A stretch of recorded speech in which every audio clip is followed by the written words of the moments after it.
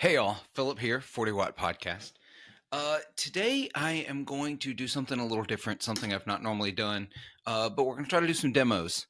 Had a lot of questions ever since I got the Chase Bliss Brothers AM, Analogman in, about how it compares to the King of Tone. And there's some other demos out there, and I'm not about to go through an exhaustive list of all of the features and all of the functions of the Chase Bliss uh, Brothers. That's not what I'm here for. What I do want to do, I want to have a little bit of a conversation about the differences I'm hearing.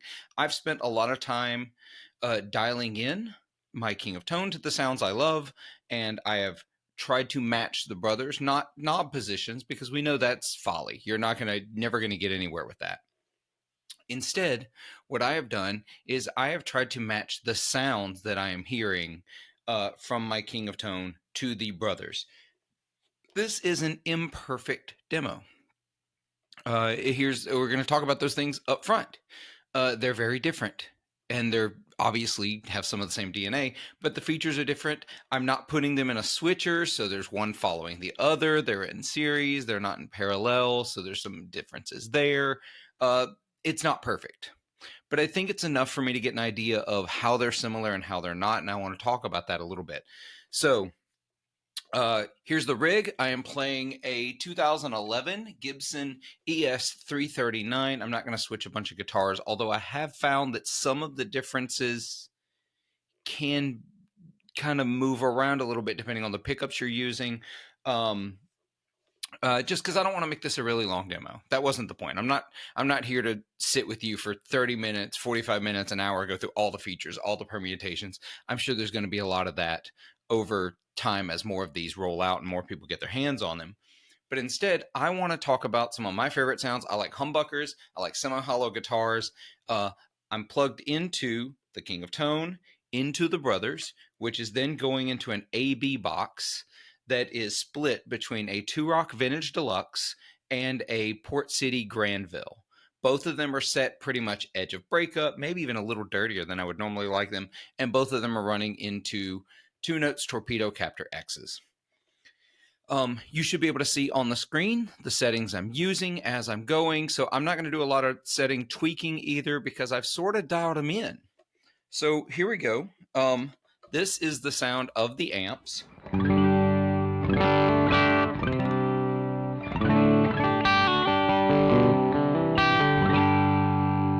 That is the bridge pickup. I know you can't really see the guitar with the position on my camera, but that is the bridge position on this ES339. So let's just go straight into the King of Tone. Red side. I do have the high gain mod. I do have the high gain flipped over on the Brothers.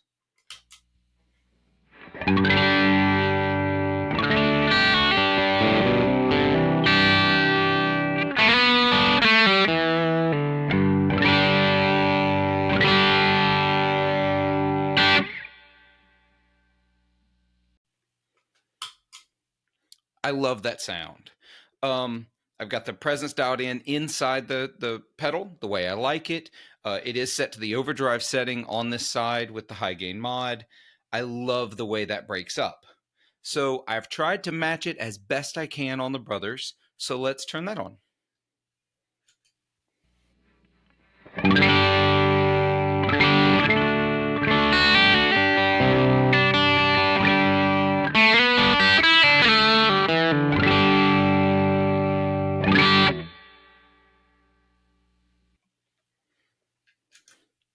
To me, they're very similar.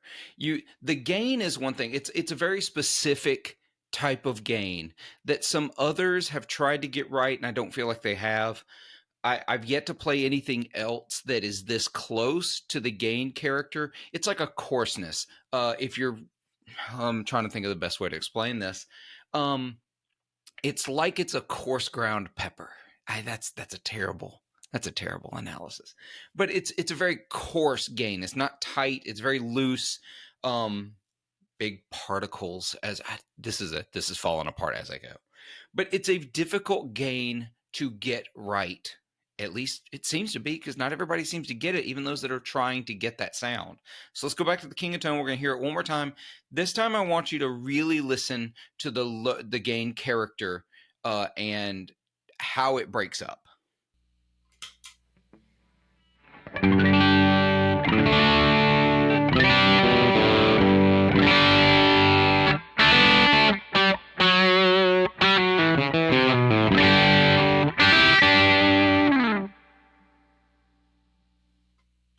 Now let's hear the same thing again on the Brothers. Really listen to the gain character.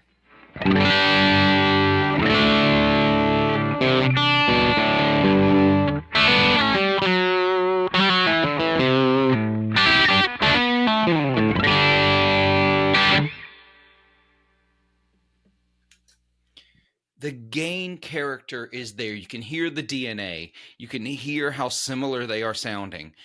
I love that. I think it's perfect. So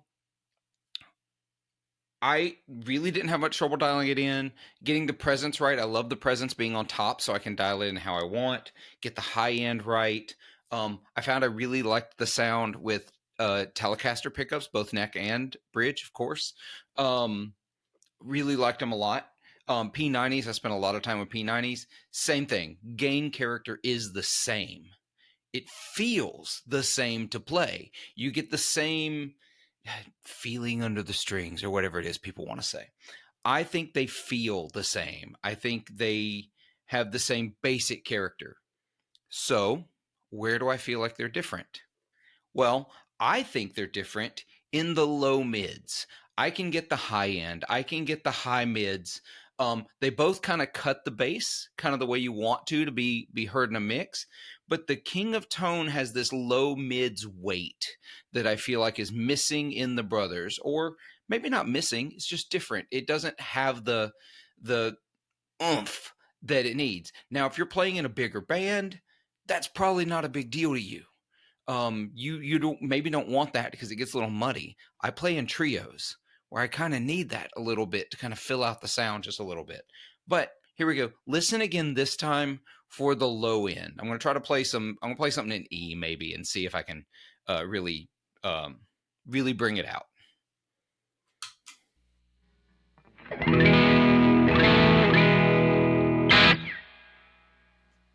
We're going to pause to tune here. All right. Really sorry about that. I started this recording. I had been playing for a while and I didn't retune before we started the video. It was close enough for those earlier samples. So we're tuned again. And now in E.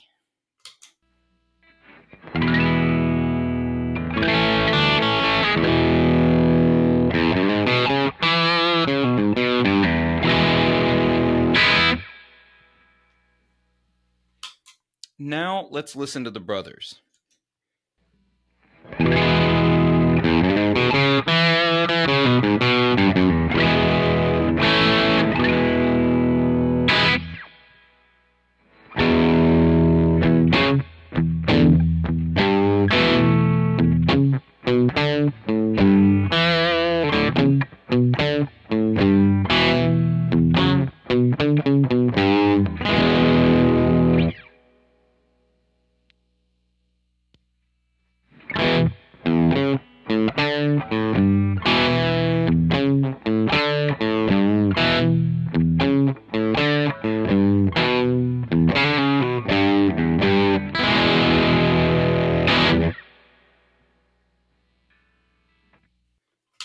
I really hope you're able to hear what I'm hearing. Maybe it doesn't come through in the recording. Maybe you're not really getting it.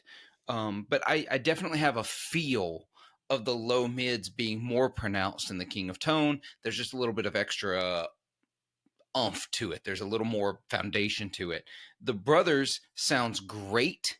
It absolutely would be great in a mix. I may put it on my pedal board for a gig I have this weekend and really try it in a live setting and see how I think of it. Maybe I'll put the King of Tone both on my pedal board and switch back and forth between them. And maybe I'll completely not be missing that low end in a band mix. But sitting, playing in my studio bedroom, I definitely feel like I'm missing those low mids that I really, really love in the King of Tone. But other than that, that's my only qualm of the Brothers. I haven't even gotten into the Beano boost that's built into it. Obviously, the King of Tone can't do that. For presets on board, before you even talk about MIDI, King of Tone can't do that. Switching options on top, you can get those, but they don't come stock on the King of Tone. Overall, this is the closest to the King of Tone I have ever heard. And that's including the Duke of Tone. I actually haven't tried a Prince of Tone, but I think this is closer than the Duke of Tone. So what do you think? Put it in the comments below.